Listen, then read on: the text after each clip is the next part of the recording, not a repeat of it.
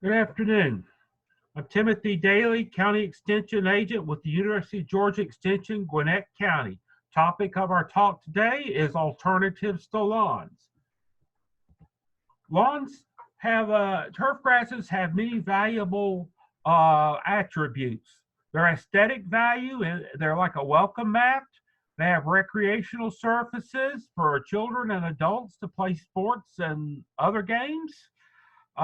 Erosion control reduces erosion, infiltration of water, improves it into the soil, reduces glare and dust.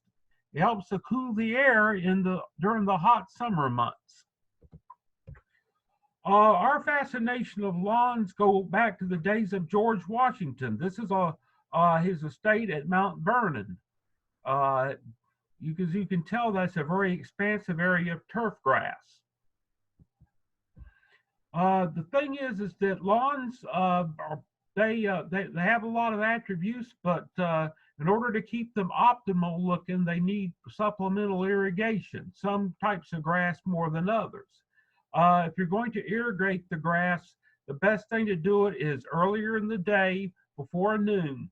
This will help reduce the evapotranspiration, loss of water, and also reduce the likelihood of the water staying on the grass during the day that will cause disease. Avoid using irrigated turf grass just to fill the space. A lot of times, the new houses, in particular, they just put turf grass in order to fill space when there's definitely alternatives to those situations. If you look at the various type of turf grasses and the tolerance, warm season turf grass is Bermuda grass, especially the hybrid Bermuda grass is the most commonly planted in our area, some of the most commonly planted in our area, and once established, it is quite drought tolerant. On our cool season grass, it is tall fescue, which is basically the only cool season grass that can grow in our area year round. Bright Kentucky bluegrass, ryegrass, bent grass.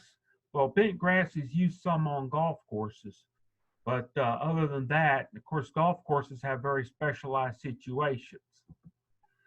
Turf alternatives. There are a variety of alternatives to turf grasses. Here's an example of a mulched bed that has reduced the turf grass area that needs less water and less maintenance. Here's another example of just nothing but mulch, and there you can see some turf grass a little on the right there, but shrubs and other plants put in there. It appears to be wood chip mulch, still quite attractive. Here's an example of a combination of crocus flowers and mondo grass in front of a house somewhere in DeKalb County. Very attractive and needs very little attention. Perennials, a large perennial bed such as this one at Gwinnett Technical College also is relatively low maintenance and uses minimal water. Mulch has many advantages as well. To use native areas, consider using native areas that are just kept natural and not planted in anything. Mulching does have advantages. It's attractive to landscaping, helps improve the aesthetic, moisture retention, helps control weeds, aids in nutrients to the soil, reduces erosion, compaction, and also helps moderate soil temperatures. Best type of mulch is organic, fine-textured, non-matting mulches are really best for the ground. Examples would be cypress mulch, pine bark, pine straw, and these jute mesh blankets that are put on slopes. These are the best type of mulches to use. Avoid using marble, gravel, and lava rock in that they attract heat, they hold heat, and can potentially cause heat damage on plants. Marble, again, mentioning that's not a good mulch to have. It is very, it absorbs heat and can essentially cook your plants. Now, if you have desert plants like cacti and other plants of that nature, that'll probably be okay, but most of our plants around here would not grow well in that type of environment, particular annuals such as in this annual bed right here. You can see this area, it's mostly mulch and only a small area of turf grass. That's during the winter months as it's dormant. So basically during the winter months, it needs next to no care. During the summer months, it's just that small area of turf grass that will need to be maintained. Here's a parking lot island, nothing but pine straw. I used to do commercial landscaping, and the problem is a lot of these parking lot islands would have grass that would need to be mowed. And you see the cars would park over the parking lot island and you couldn't mow the grass, and it would not be, you would have long areas that would not get mowed, and it looked very unsightly. This is a much better way to do it. Rain gardens, pardon the picture is not real clear, but this is used in low areas that do not drain well, that turf grass doesn't grow that well on. Turf grass does not like wet sites that stay wet, and there's some alternative plants here to use in areas such as this. Natural areas, again, have many advantages. Just leave it natural. It doesn't need very little water and maintenance, and can still be very attractive. Another picture of natural areas. Doesn't need a lot of maintenance. Shade tolerance is also, you need to take that into consideration. Some turf grass is more tolerant than others. And shade and turf grasses generally do not mix, but some turf species do better. For instance, warm season grass, St. Augustine and zoysia grass they can handle filtered shade, but not deep shade. Bermuda grass cannot tolerate shade at all. It will thin out. As you can see, the cool season grass, the tall fescue is somewhat tolerant to shade, especially it does well in some filtered shade during the summer months in particular. This is a shady area under trees. As you can see, Bermuda grass is thinning out. It cannot grow in such environments. It thins out and begins to die out, leaving a void. Often moss can take over these areas. Many times we get questions. Homeowners have moss growing in their areas where their turf grass should be growing, and they ask why. It's usually a combination: shady areas, poor drainage, compacted soils, and acidic soils. You need to change one of those situations in order to get rid of the moss. Some homeowners desire to have moss in their yards, and that's perfectly all right. This is a poor place to plant Bermuda sod. It's on the north side of a house in a somewhat low wet area. This Bermuda sod will not survive in such a situation. Grass will not grow under these crepe myrtles. Also, this is on a commercial property. Keeping it cut and maintained would be difficult. Best thing to do is to spray out grass with Roundup and install pine straw as a mulch, so you won't have to cut in such areas. A nice alternative to turf grasses are the use of ground covers. Low-growing plants that spread quickly form a dense cover in both sun and shade. Add beauty to the landscape, can be planted in difficult sites, and unify the landscape. Although grass is the most popular ground cover, it is not suited to all locations. Ground cover can be grown where grass is not suited, but usually they do not tolerate being walked on. Here are some of those common uses for ground covers: erosion control on steep banks, shady under trees, where tree roots are close to the surface and prevent grass from growing. Leary oak is an excellent ground cover. There are several different types of it. It's a tough grass that can tolerate both sun and shade. It's drought tolerant once established and will spread. It does get a little invasive, so you have to be careful with it. But it is a very tough grass. It's a tough plant to have. I said grass, but it's not a grass. It's actually it's a type of lily. Sometimes it's called lily turf or monkey grass, and is well suited for our climate. There's variegated forms of leary oak that are very attractive and can be used as well, although they're not quite as aggressive in spreading. Mondo grass, which is closely related to leary oak. It looks like a little leary oak plant.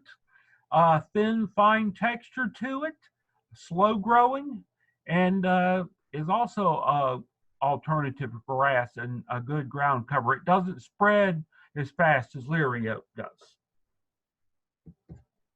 Wintergreen euonymus grows, it's a low-growing ground cover and forms a thick, it needs to have part shade, and it will form a thick growth stand there and requires very little minimal maintenance other than some pruning. Asiatic jasmine and its relative, the Confederate jasmine, are used a lot as vines, but they can also be used as effective ground covers. They need once established, they need minimal irrigation and minimal maintenance, although pruning to keep them in bounds is about all that needs to be done with this. Creeping Jenny is a low-growing ground cover. It spreads at a moderate rate and is quite attractive. It goes dormant during the winter months.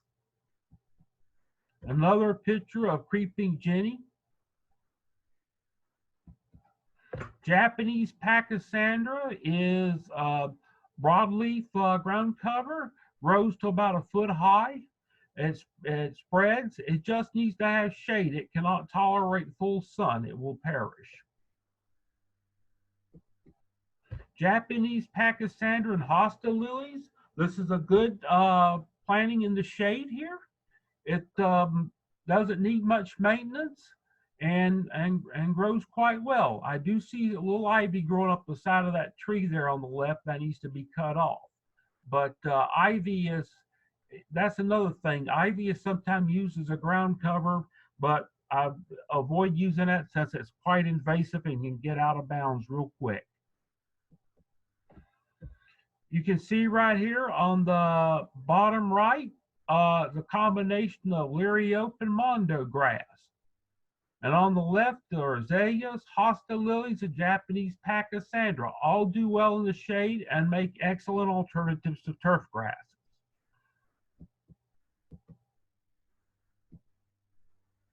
Another example of St. Augustine grass, which can grow in filtered shade.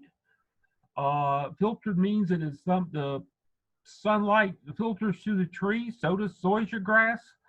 But again, Bermuda grass will not grow in such environment.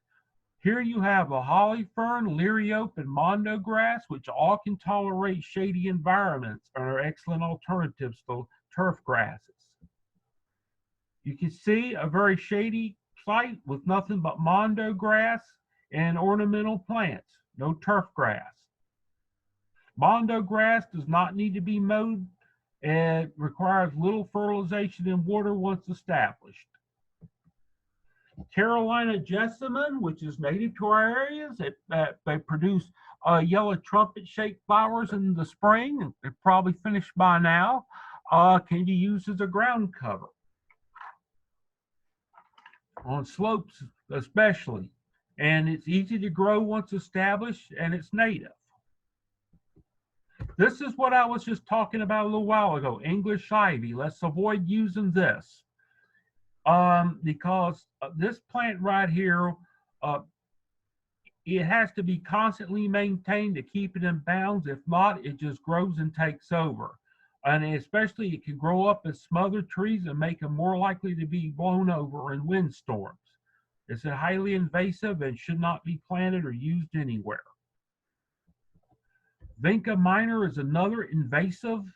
It can get out of bounds, and its cousin, Vinca major, as well. They should also be avoided. We're going to go through a brief, just a little way, a 5-year plan to redesign using xeriscaping. Xeriscaping is water conservation landscaping.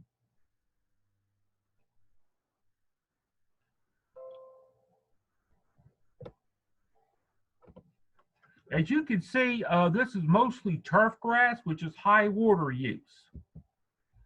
Low water use, you want to reduce the turfgrass and find alternatives. We can see this right here. You see the turfgrass water use area. This is tall fescues, which definitely needs a lot of water during the hot weather.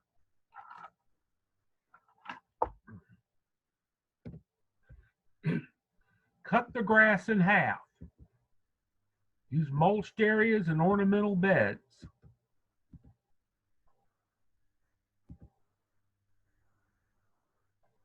Ornamental grasses, minimal water usage. Those pine straw areas don't need much water. The daffodils, irises, and daylilies on the left need minimal water. And also the pine straw bed on the right is not needing a lot of water, as well as the shrubs. We can go see the water use area right here, but we can cut it in half again.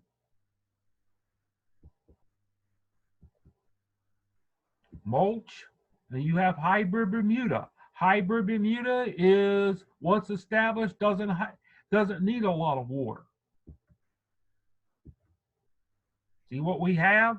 The only high water use area is the annuals on the lower left. Minimal turf grass. Just using low water use plants.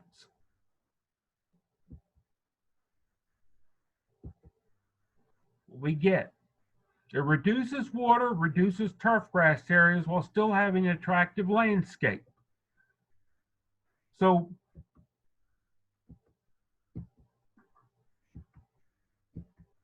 here's an optional design.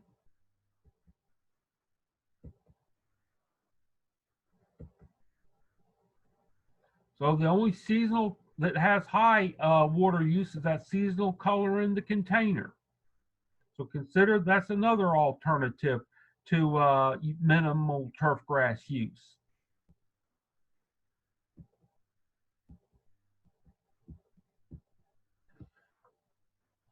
Just remember that though turf grass lawns are very attractive, they do require some maintenance.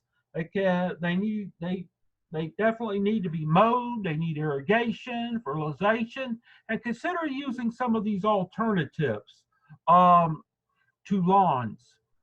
And it'll help. You can still have a home landscape with minimal lawns, minimal turf grass, and still be very attractive. Thank you for attending this lecture.